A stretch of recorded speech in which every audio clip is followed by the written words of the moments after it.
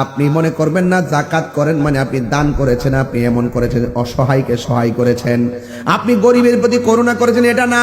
বরং যাকাতের টাকার উপরে গরিবের হক আছে, হক।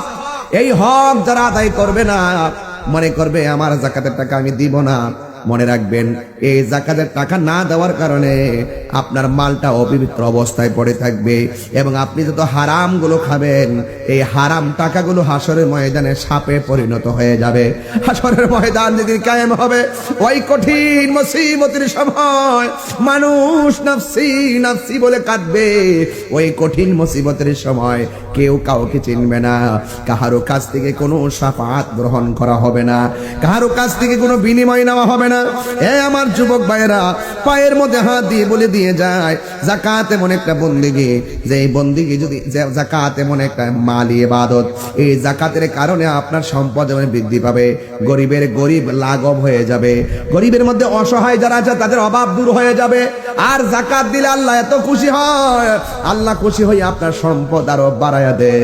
চিৎকার মেরে কে আল্লাহু আকবার বলা যাবে না। আমার যুবক ভাইয়েরা, আর যদি যাকাত না দেন হাসরের ময়দানে আল্লাহ রাব্বুল আলামিন আপনার হারাম গুলো সম্পৃক্ত থাকার কারণে, আর আপনি যদি ওই টাকা দিয়ে যদি হারাম লাগান, সুদ লাগান, ঘুষ লাগান, ওই টাকাগুলো সাপে পরিণত হয়ে আপনাকে দৌড়ানি দিবে, এমন একটা দৌড়ানি দিবে আপনাকে হেফাজত করার মতো কেউ থাকবে না। ঘরের মধ্যে সাপ ঢুকলে যেমন করে ওজাবাইদ দেন না, সাপকে সুন্দর করে উদ্ধার করা হয়, কিন্তু হাসরের ময়দানে যাকে যাকে সাপ আপনাকে ধাওয়া করবে, এমন ভাবে ধাওয়া করবে যে ধাওয়ার কারণে আপনি চুল পরিমাণ নড়তে পারবেন না। এই সাপগুলো হাত দিয়াবে আপনার মুখের ভিতরে ঢুকে যাবে, মুখের ভিতরে ঢুকে পেটের ভিতরে এমন ভাবে ঢুকে পেটটা কালবুয়ুতিন, মুসলিম শরীফের হাদিস, ঘর সমূহের তুলির মতন গড়টা হয়ে যাবে, পেটটা হয়ে যাবে, আর ওই পেটের ভিতরে সাপ আপনাকে দংশন করবে। ওই সাপটা যদি এই গাছের মধ্যে সবল দিত, ওই সাপটা যদি দুনিয়াতে এসে শ্বাসটা ফলাইতো, সব গাছগুলা বিষের যন্ত্রণায় মারা যেত। এমন বিষাক্ত সাপ আমার আল্লাহ রাব্বুল আলামিন আপনার পেটের ভিতরে ঢুকাই দিবে, আর আপনাকে এমন জোরে সবল মারবে আপনার কান্নার কারণে জাহান্নামীরা বিরক্ত হয়ে যাবে। কথা বলেন ঠিক কিনা? জাহান্নামীরা বলবে আল্লাহ তার কর্কশ কান্নার আওয়াজ ভালো লাগে না, ওরে এখান থেকে দূরে সরাইয়া নিয়ে যাও। এবার নবী ডাক দিয়ে বলবেন আল্লাহ এই সমস্ত মানুষগুলাকে যাদের পেটগুলো অনেক বড় বড় আর কান্না করতেছে, শরীরটা নিয়ে নড়াচড়া করতে পারছে না, আল্লাহ রাব্বুল আলামিন বলেন হ্যাঁ বন্ধু, এরা হলো দুনিয়ার ওই সমস্ত মানুষ যারা দুনিয়ার মধ্যে যায় হারাম খেয়েছে। আমি আল্লাহ ধন দিয়েছি কিন্তু আমি আল্লাহ সম্পদ পাইয়া শুকরিয়া আদায় করে নাই। কর্জে হাসানা নামক একটা সুন্দর রীতি ছিল, সে কর্জে হাসানাকে ডিলিট করে দিয়ে ঘরে ঘরে সুদের আড্ডা লাগাইছে। কথা বলেন ঠিক কিনা? এই জন্য যতটা টাকা হারাম খেয়েছে, অবৈধ পথে পন্থা অবলম্বন করেছে, আমি আল্লাহ রাব্বুল আলামিন সবগুলো অর্থকে আমি আল্লাহ সাপে পরিণত করেছি, আর সাপগুলো তাদেরকে দংশন করতেছে আর কান্না করতেছে। এই জন্য আমার যুবক ভাইরা, বুনিয়াল ইসলাম আলা খামসিন, ইসলামের স্তম্ভ পাঁচটির দ্বিতীয় কনসেপ্টটা হলো আপনাকে যাকাত দেওয়া লাগবে। আপনারা জবান খুলে বলেন সম্পদ দেওয়ার মালিক কে? বাড়ি বানাইবার জন্য না, মদিনা যাওয়ার জন্য আমরা মালের মালিক বানায়া দাও। যদি আমরা মালের মালিক না বানাও, আমাদের তো কোনো সাধ্য নাই। রিজিকের মালিক তুমি আল্লাহ, রহমতের মালিক আপনি আল্লাহ, রাজ্জাক হলেন আপনি আল্লাহ, সম্পদ দেওয়ার মালিক আল্লাহ, আপনি ধন দেওয়ার মালিক, আপনি কাইরা নেওয়ার মালিক, আপনি ক্ষমতা দেওয়ার মালিক, আপনি ক্ষমতা ছিনাইয়া নেওয়ার মালিক, আপনি ইজ্জত দেওয়ার মালিক, আপনি জিল্লতের মালিক। ও আল্লাহ, যদি আমরা সম্পদ না দিবা এরপর আমরা দুঃখ করি না, তুমি না দিলে আমরা তোমার কাছে জোর করব না। তবে একটা দাবি করি আল্লাহ, যদি আমরা সম্পদ না দাও, যদি আকাশ পথে ওইরা মদিনায় যাইতে না পারি, আমরা তো যাওয়ার মতন কোনো ক্যাপাসিটি নাই, তবে একটা ফরিয়াদ জানাই, আমরা আজকে যারা এই এলাকায় রামচন্দ্রপুর, এই এলাকার মানুষ যারা রমজানটা মুখে লইয়া তোমার কাছে একটা দাবি করব, আমরা যদি মদিনায় যাইতে না পারি, স্বপ্ন যুগে তোমার বন্ধু নবীর দিদার এই রামচন্দ্রপুর মুরাদনগর আশেকদের ভাঙ্গা করে নসিব করে দিও।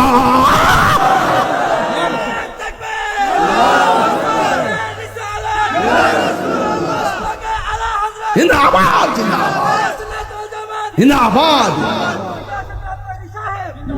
আল্লাহু আকবার জোরে কর। আমার আল্লাহ শোনা শুনে কি শুনে না? আমার নবী দেখা দেওয়ার ক্ষমতা আছে না নাই? হায়রে পাগলের মতন ডাকতে থাকেন, লা তাকুনাতু মির রাহমাতিল্লাহ।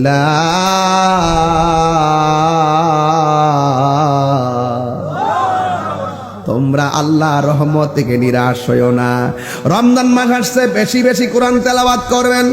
রমজান মাস আসছে, বেশি বেশি করে নামাজ পড়বেন। রমজান মাস আসছে, বেশি বেশি করে রোজা রাখবেন। আপনারা জবান খুলে কোন ইবাদত কবুল করার মালিক কে? আর জোরে জোরে বলেন না কে? এই জন্যই আল্লাহ রাব্বুল আলামিন কোরআনে বলে দিয়েছেন, ওয়াল্লাযীনা ইয়াবিতুনা লিরাব্বিহিম সুজদাও ওয়া কিয়ামা।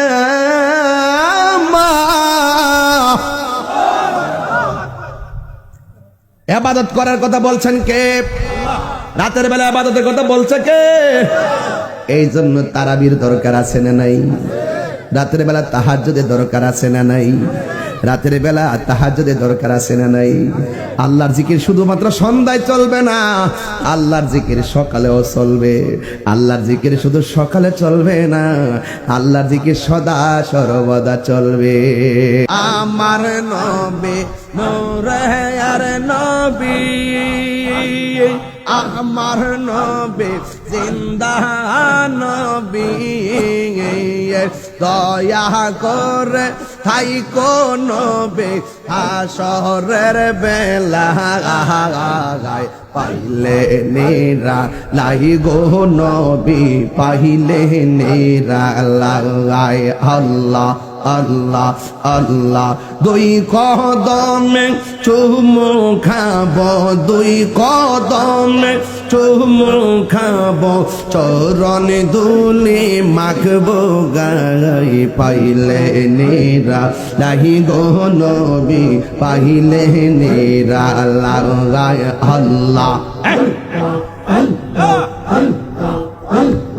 কঠিন হাসরের দিনে কে তোরাইবে নবী বিনে, কঠিন হাসরের দিনে কে তোরাবে নবী বিনে, দয়া করে তাই কোন নবী হাসরের বেলা পাইলে নেরা লাহি গো নবী, পাইলে নেরা লাই, পাইলে নেরা লাহি গো নবী, পাইলে নেরা লাই।